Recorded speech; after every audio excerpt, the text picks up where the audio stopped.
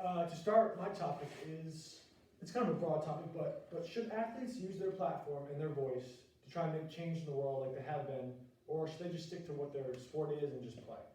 So my opinion is that athletes should they should definitely use their platform.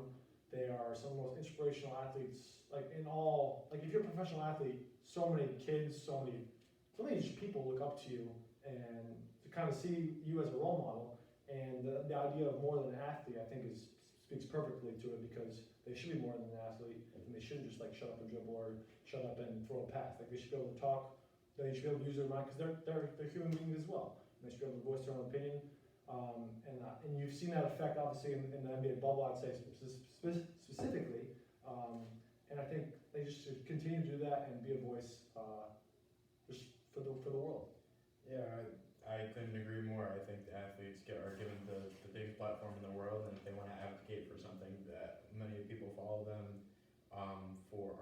but like many people follow them, and they want to say something that they believe in, and they want to generate sort of a conversation, that is the best way to do it. Yeah. The shut up and dribble notion. Laura Ingram's a despicable TV personality. She shouldn't have a job. She is the most discredited person in media industry right now, and I'm shocked that she still has a job to this point. So I can't believe that she even had the audacity to generate such a statement.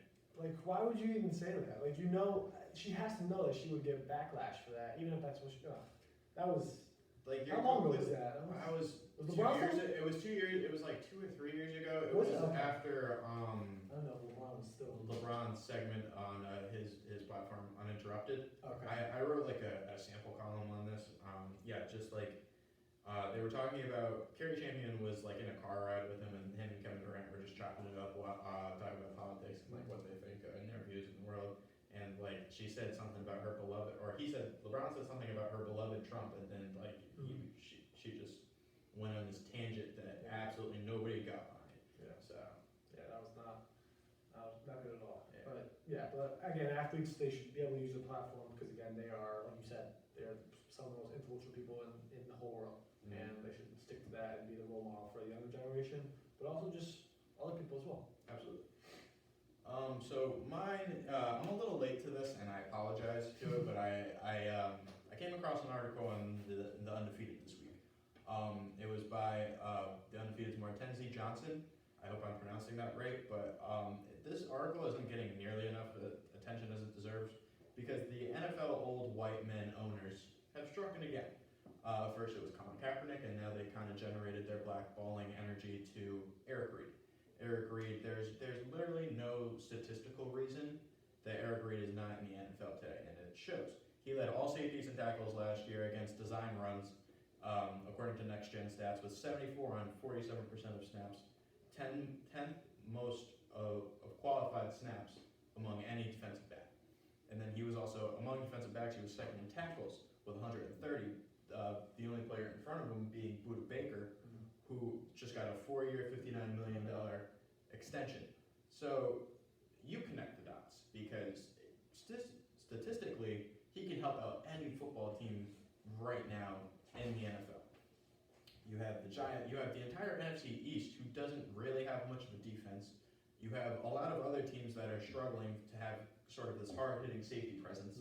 And Eric Reid represents all of that, but because he wants to stand behind what he believes in, something that we encourage greatly among sports media, among like players upon players that like back the support of them. The only people that aren't supporting them are the leagues.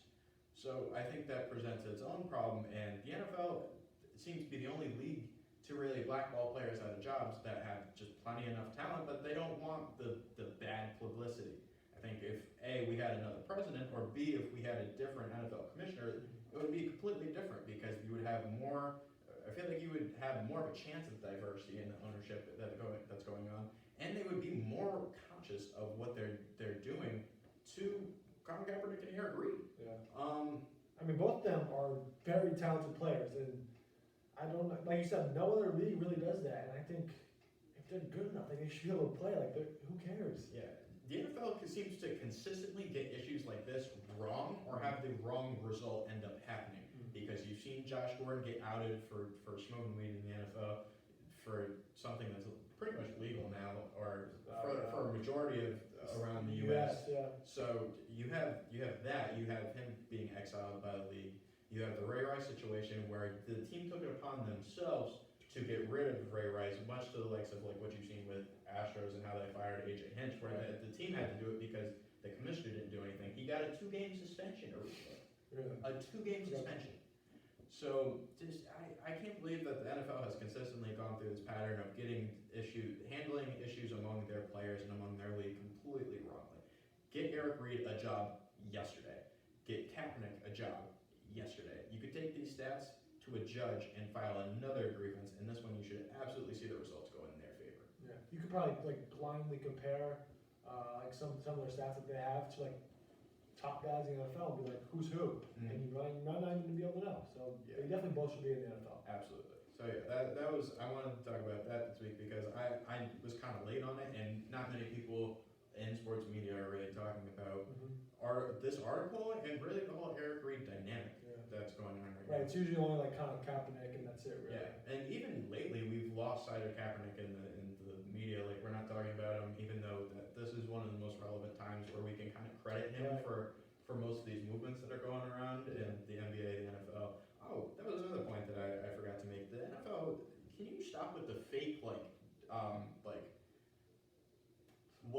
You remember when they came out in their moment of unity in week 1 and they showed Colin Kaepernick and Eric Reed and they were like supporting them, like it was very fake support, and they showed that like, oh, we stand behind both of them, blah blah blah, and yet you continue to not give them a job.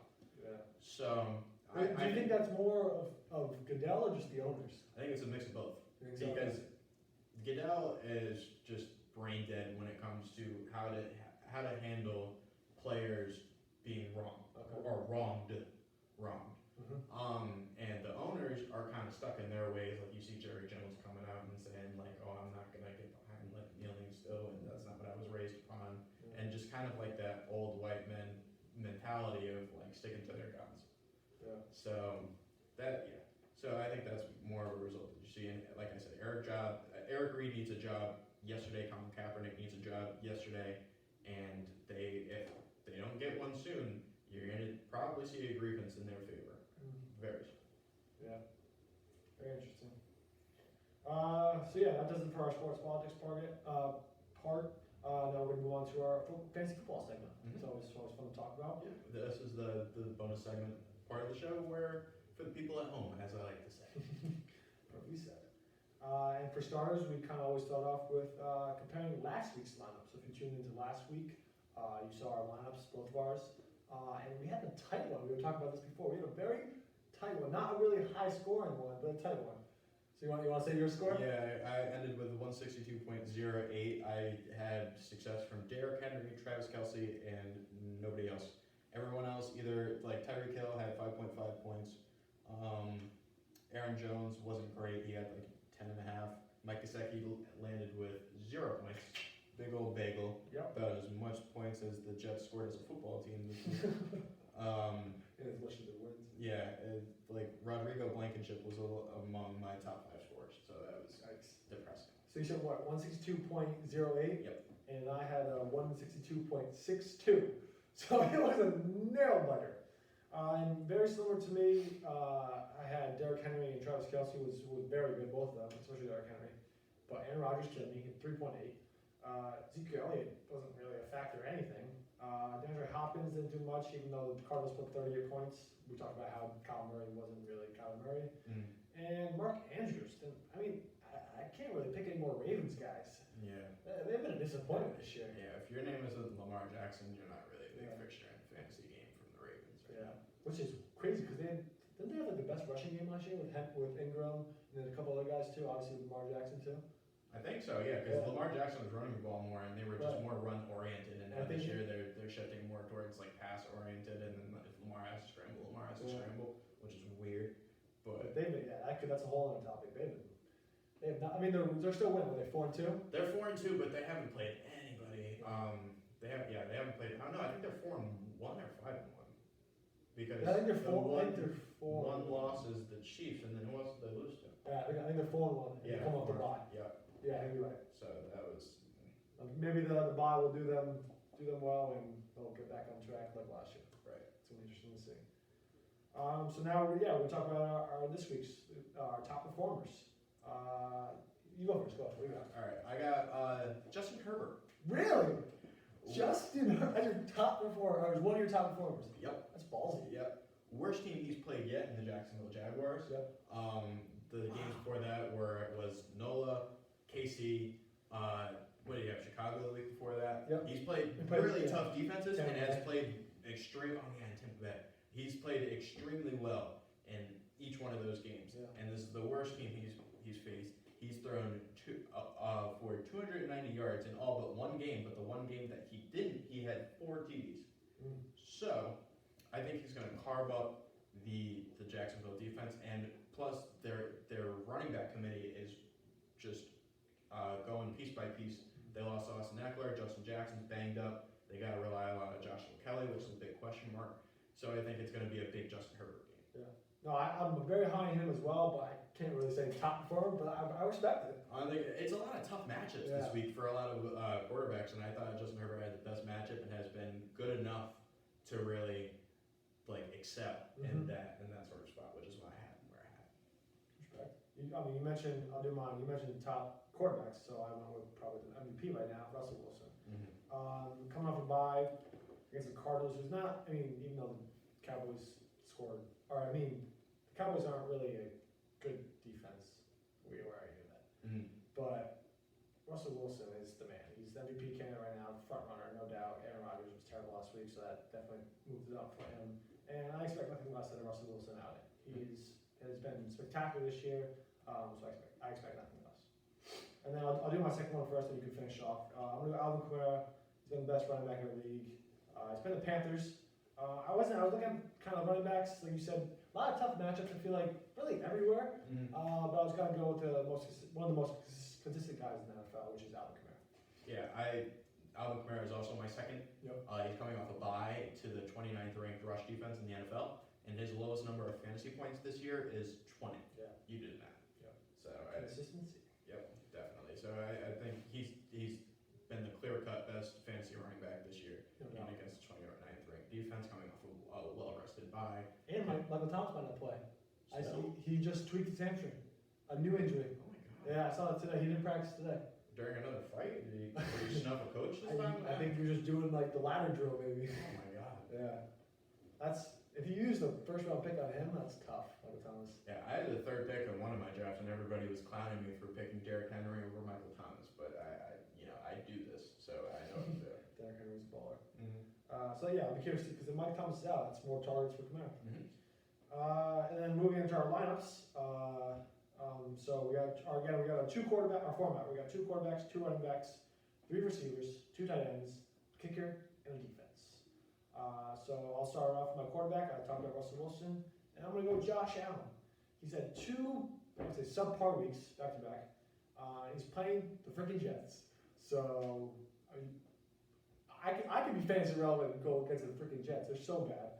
So I expect an MVP type game that Josh Allen had at the beginning of the season against the Jets this week. Yeah. You didn't really. You could have stopped talking after you said the Jets. Honestly, we would have understood what you meant. Yeah. But my second quarterback, aside from Justin Herbert, is also Russell Wilson. He always seems to pull off heroics when Al Michaels is calling the game. He's had a lot of game-winning drives, a lot of high-passing, high-volume games. When I don't know what correlation that has. I don't know if him and Al Michaels have had this closeted relationship. I don't really know what's going on. But for some reason, he balls out when Al Michaels calls his games. He's gonna have all day to throw with the weak Arizona pass rush with no Chandler Jones and really no high marquee pass rusher. Yeah. So if you give Russell Wilson all day, he's gonna carve you up the entire game. One of the best. For running backs, talked about Kamara. I'm going to go with Aaron Jones. I think the whole Packers team, well, I'm hoping the whole Packers team, it has a bounce back week. They're playing the Texans, who's not a great defensive team. Aaron Jones, he's been one of the best. Now Henry's going off, but Aaron Jones probably been a second or third best running back. Another guy that's consistent, so I expect a good game on the ground, but also receiving as well. Didn't do a damn thing for my team last week. No, the whole Packers team. Yeah. Yeah, anyone in the Packers in fantasy, you probably lost. Depression. my second running back I have this week, aside from Kamara, is James Conner. Okay. James Conner has 100 yards in 3 out of his 5 games this season, which is a lot more than a lot of backs can say this year. Yeah. Tennessee's defense is still kind of Yeah. and they're going to look to take away kind of their high marquee passing game that we've kind of seen lately with Juju, Chase Claypool, working in their tight ends there, Ebron. So I think this is a prime James Conner game, and if the numbers are consistent, he'll have a pretty good outing again. Yeah. So What I found funny with him, I think like the first and second week, they thought like Benny Snell was gonna take that spot. I think week 1 he had like 100+ yards, maybe a touchdown, and they were like James Conner got hurt. And then after like the first 2 weeks, it was like, where's James Conner? After that, he's been one of the best in the league. And he's kind of slid under everybody's radar too, because he kind of got like given up on. Yeah, well, he was bad last year. He was bad last year, but like he's had games this year, like his stat lines are jumping off the charts, especially compared to like the rest of the league's running backs. Because there's legitimately like 5 great running backs, Everything else. and then everywhere else is kind of like a week by week. Yeah, very like there are a lot of buts. Yeah. So Yeah, not a lot. That's why when you're in a fantasy draft, you take the running backs first because there's not a lot of depth. yeah. Moving on to receivers, I'm gonna stick with the Packer rotation because I'm a little bit biased, but I'm gonna go with Devontae Adams. Yeah, I mean he was probably the only, I would say, relevant guy. He had 6 catches for 61 yards last week. So I mean it's an okay game, nothing compared to what he can do. So I think he's gonna have a bounce back game. And I'm gonna go with another consistent guy, DK Metcalf. You've been high on him all year. I love DK Metcalf. He's been great. He's been at least a top 3 receiver this year. He's been an N1. Russell Wilson will find him for a bomb pass he does every game. Hopefully he won't show up before he gets to the end zone this time. And then I'm gonna go with my third receiver in Keenan Allen. You were high on Justin Herbert. I am too. I think Keenan Allen he's a target monster when he's healthy. And Justin Herbert is going to feed him the ball, and I expect a big game, and he's playing the Jaguars, so. Does Keenan Allen have a good beard? I can't tell. It's long as hell, and It's not really like clean. Yeah, it doesn't. It's like Yeah. I can't tell if he's part of us, like or the beard community or not. I can't really tell. I can't tell if he should be riding a motorcycle or just intimidating everybody. But he is a pretty damn good football player. Though. Yeah, no, he's been real good Yeah. when he's healthy. Yeah. But I'm just his beard confuses me. I can't tell if it's good. Who's got the best beard? Obviously Fitzpatrick. Yeah. Yeah. Definitely. I can't put. I can't even think of anyone else. Just yeah. comes to mind. Yeah. I miss Brett Kiesel. I miss that guy. Ah. Oh wait, quite. Let's say tell me.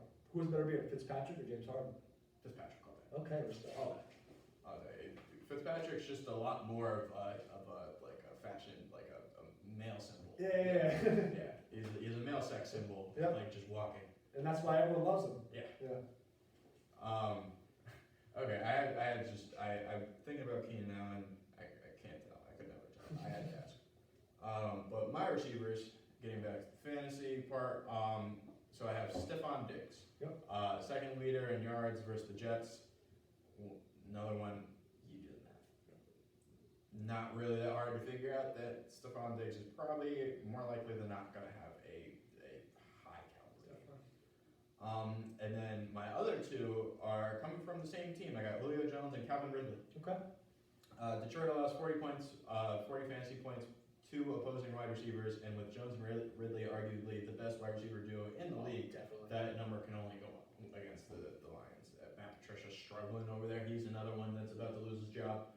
So yeah, Detroit, there's a lot of dysfunction going on down there right now, and the best duo in the league coming off of a very, very hot week, even though Vikings. yeah, Still. the Vikings. But Perfect. like the wide receivers are the good part about that team right now. Calvin Ridley's been he's been a top 3 receiver, and Julio had a monster game last week. Mm-hmm. So yeah, no, they definitely are the best duo, I would say. Mm-hmm. No, you can do your tight ends. All right, I got my first one is Hunter Henry. Okay. Sitting down to Justin Herbert, yeah. Yep, 8 targets versus Nola, and the Chargers are going to be even more pass heavy, like I said, with Justin Jackson banged up.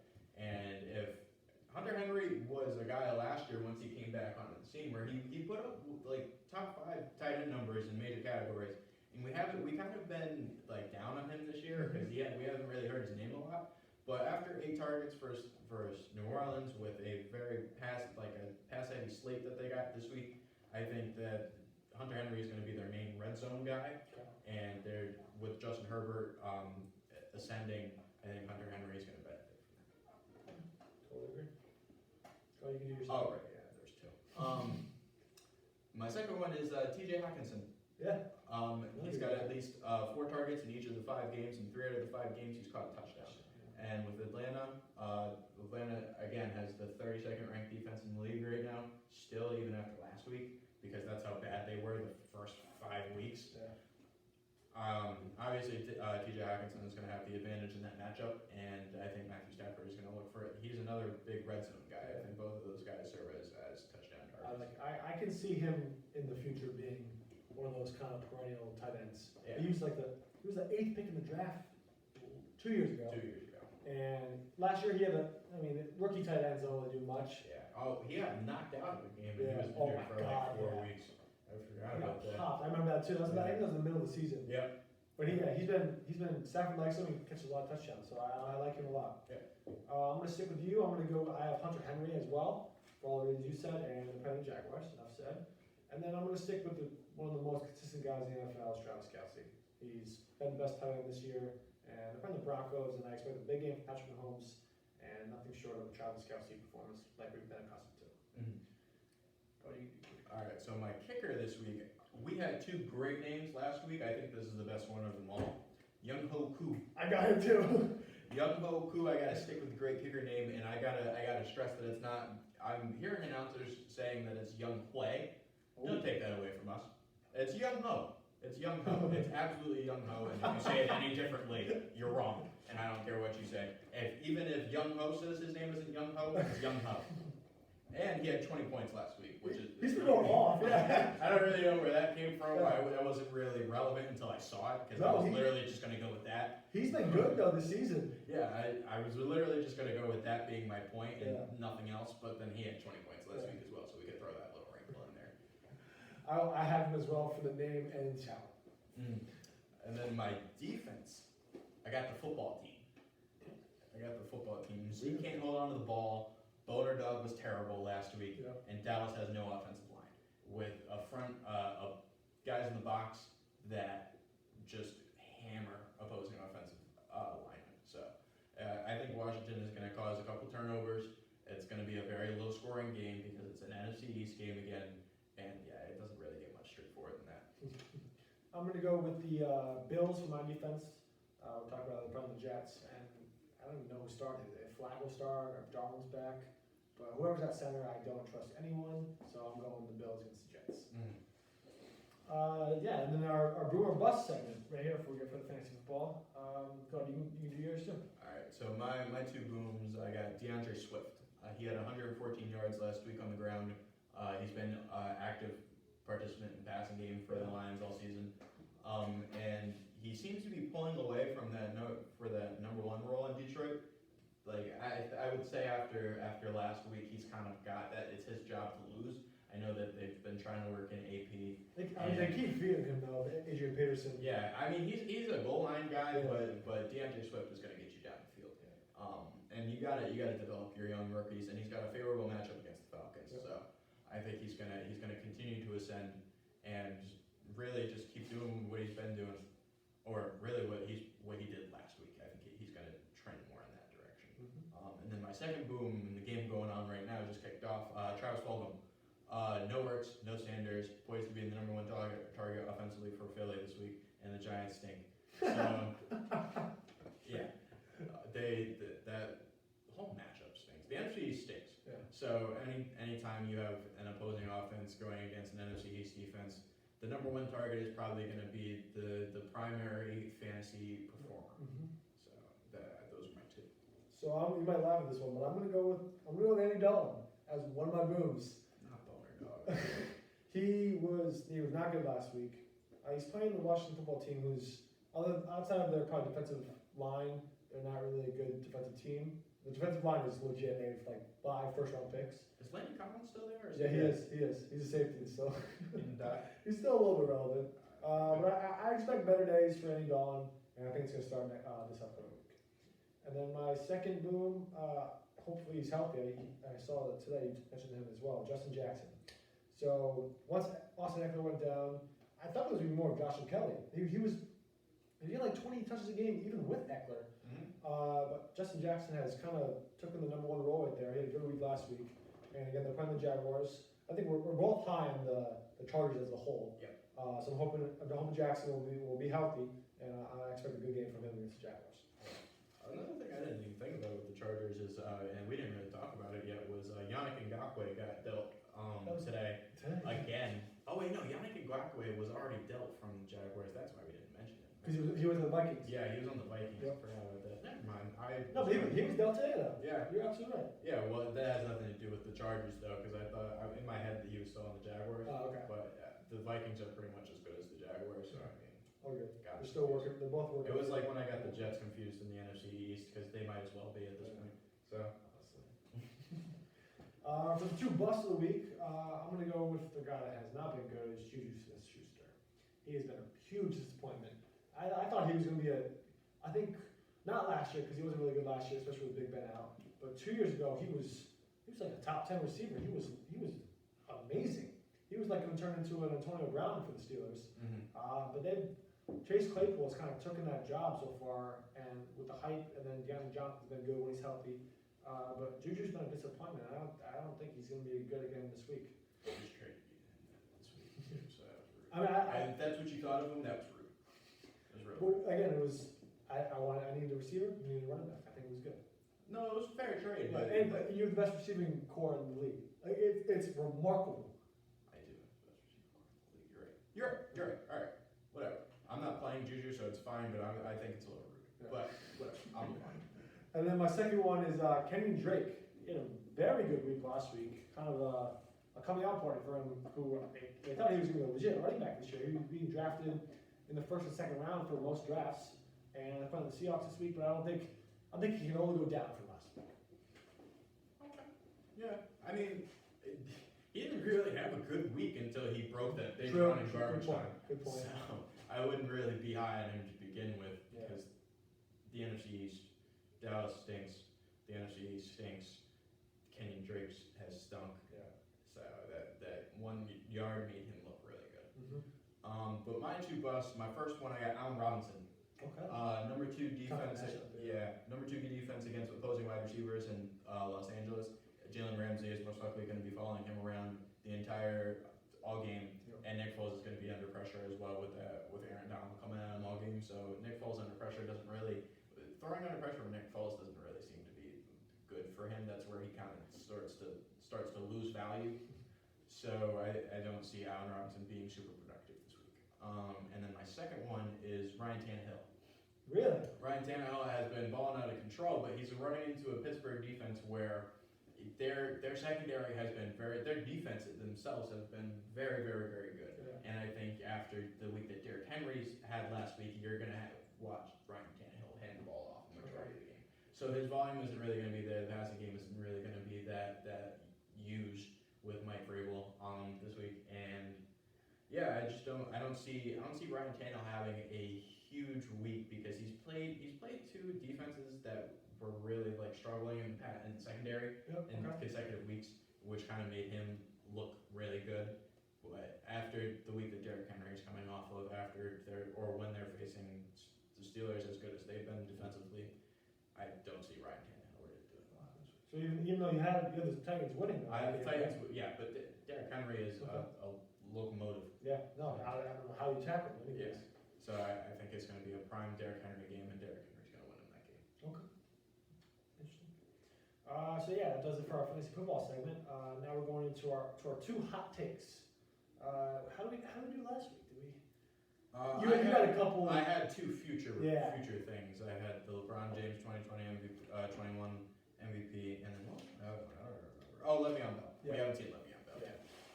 So yeah, I don't really have any victories there yet. I was close in one of mine. I had the Texans beating the undefeated Titans, lost right at the end. Then my second one was Dwayne Haskins getting traded, but obviously that hasn't happened either. So we'll see. So for this week, I'm gonna stick the NFL. I'm gonna go with if the Jets lose this week, Adam Gase is going. So I was working on a take about Adam Gase as well. You want to hear it? It's it. So there's seemingly a timeline of events Yeah. that have given Adam Gase a job. So 2019 is where, or the 2019 National Championship and the 2018-19 season was when Trevor Lawrence came onto the scene Yep. and won the Natty. That same offseason for the Jets, after that season was done, they didn't do terrible, but that was the year that Sam Darnold had mono and he was seeing ghosts, and the front office was probably like, oh, this might not be our guy. Mm-hmm. So they fire Todd Bowles, they fire their GM, and they hire their GM first, and they tell their GM, hire the worst possible guy and see if we can get that kid from Clemson, because that kid from Clemson looks amazing and a lot better than the guy that just dealt with mono. Yeah. So there was that, and then everything that's transpired after that, they hired Adam Gase, they got the worst coach on the market, and it wasn't even close.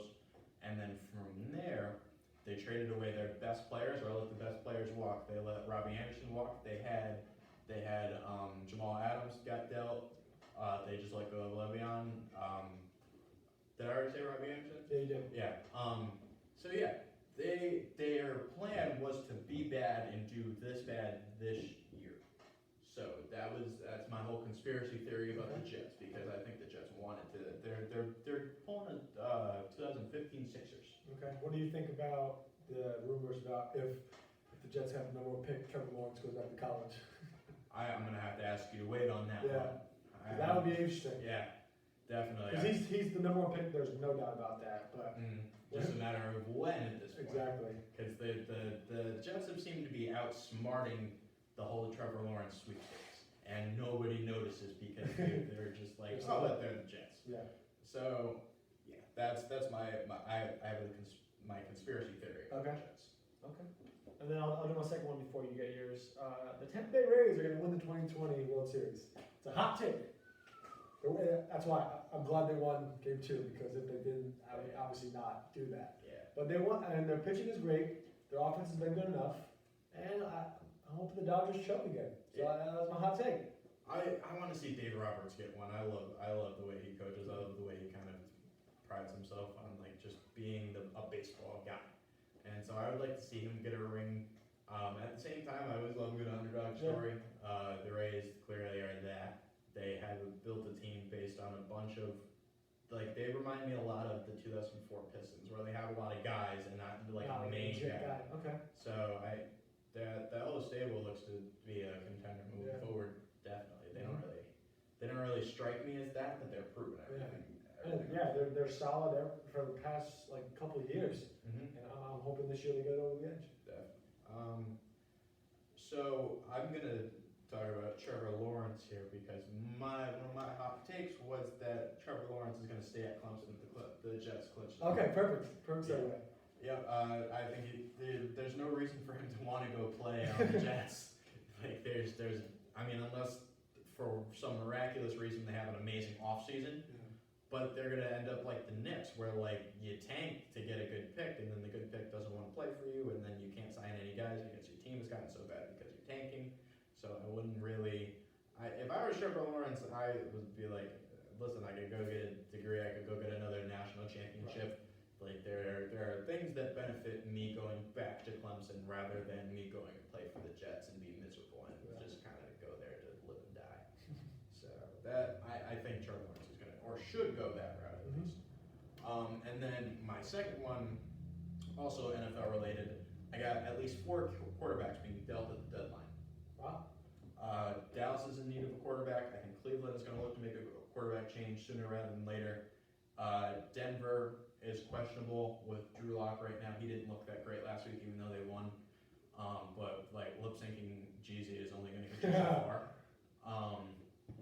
And then San Fran, Jimmy G. I mean, he came off a big week last week. I was kind of hitting the panic button after Miami, but I would like to see them get a better backup quarterback just in case Jimmy G does implode, like I think he's going to eventually. And then Washington has a lot of quarterbacks to deal, a lot of quarterbacks that they need to get. And you have names out there like Marcus Mariota, RG3, Dwayne Haskins, Jacoby Brissett, Sam Darnold. all those guys are up for grabs, I think. And the Dallas, I think, desperately needs a new quarterback. So I got those guys being shipped out to one of those teams, and at least 4 of them are going to be. Okay, I like that. Yeah, I like that a lot. I mean, there could be a lot of moves. There are going to be a lot of moves. We saw today Yannick Ngakoue was traded from the Vikings to the Ravens, and now that front line is going to be Calais Campbell and Ngakoue again, which was scary enough in 2017. What was whatever year they sounds won right. the Super Bowl. Yeah. But yeah, so that's going to be a scary sight to see again. And then you also had Des Bryant being picked up today by the Ravens. So the Ravens are look to be an active participant in move making this deadline. Yeah, definitely.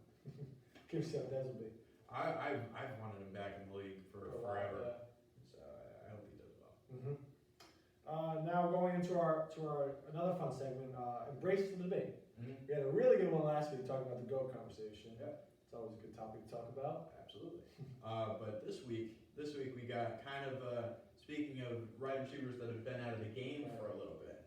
Antonio Brown is going to be back sooner rather than later, according to Schefter. Was actually coming off a bad couple of weeks. He had the false COVID report for the Falcons last week, and then the week before that it was the Saints, and then he caught some heat from Stephon Gilmore, or Stephon Gilmore's wife or girlfriend, because he had a report on how Cam Newton and Stephon Gilmore went out to dinner, and that's how they caught COVID. Okay. And the wife or girlfriend came out and it was like, wait, that never happened. What are you talking about? Like, why are you spreading out? Like, nobody had a dinner. Right.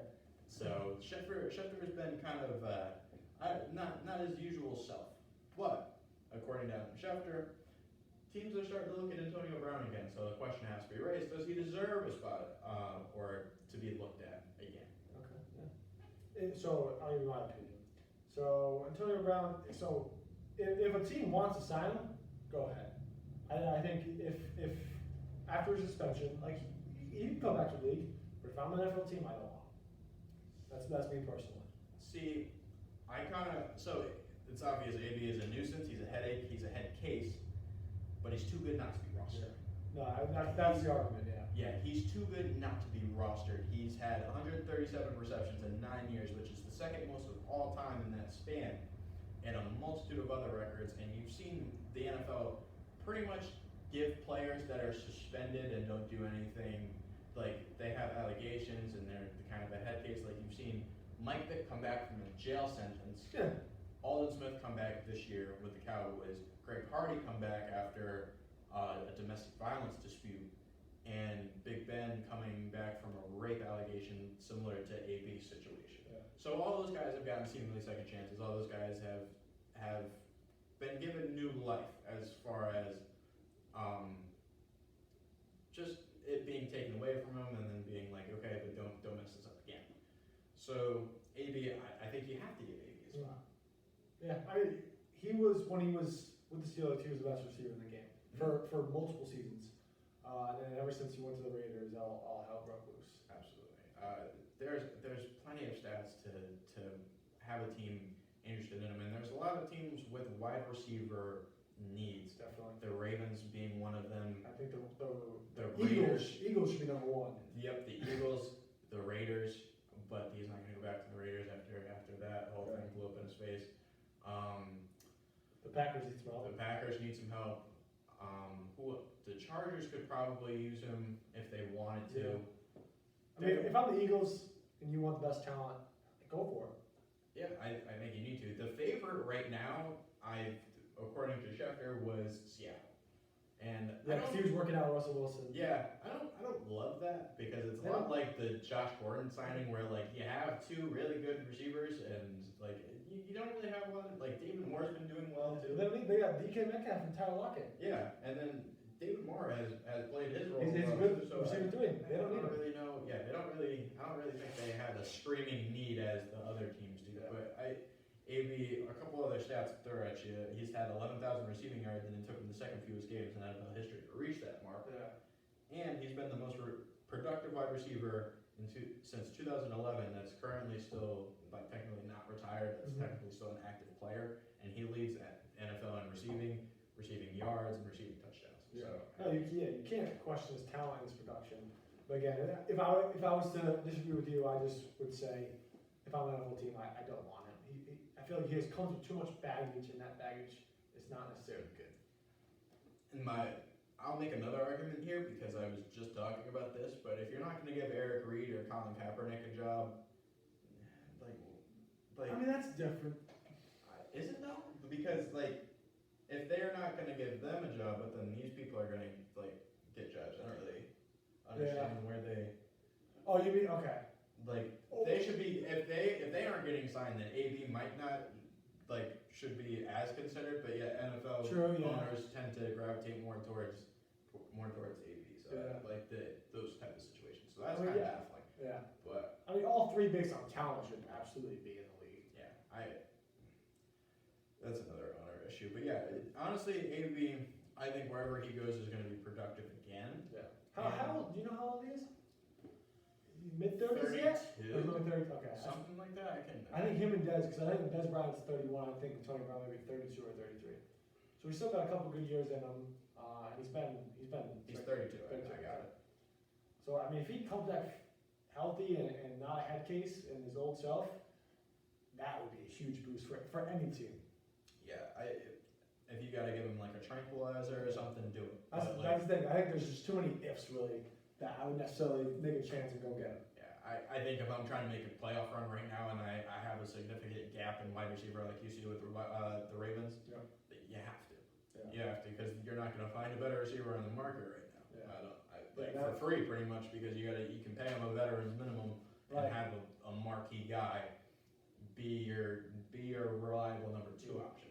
Because he probably wouldn't want a lot of money. He just wants to come back and prove that he can come back to normal and be normal.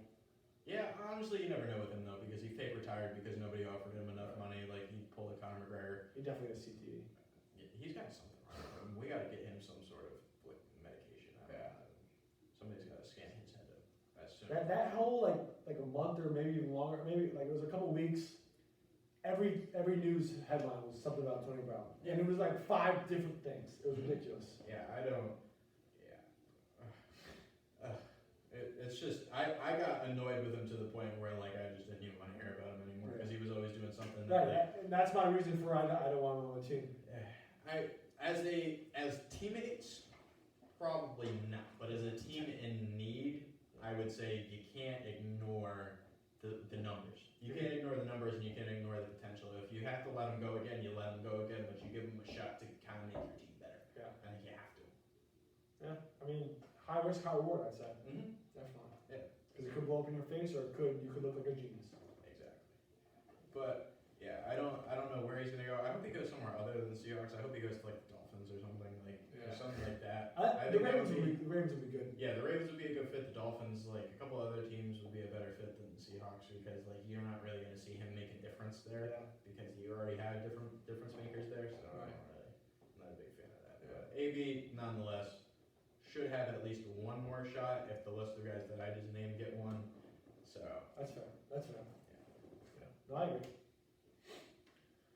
All right, so those are for the embrace debate. Kind of a little bit of we both agreed at some part. I mean, I'd say you would agree more that he deserves a spot. But I think that was good. Yeah, it's a topic to talk about now because it's relevant. Yeah, and there wasn't really a lot of like coming to an end debates where we've gotten to talk about like the entirety of the season. Right. Recently too, because you still like the MLB playoffs just are coming to an end so far. So you're probably going to see us more go towards that route next week. And just like this week was kind of an oddball week for topics such as these, but this Antonio Brown issue definitely has to be brought up in some way,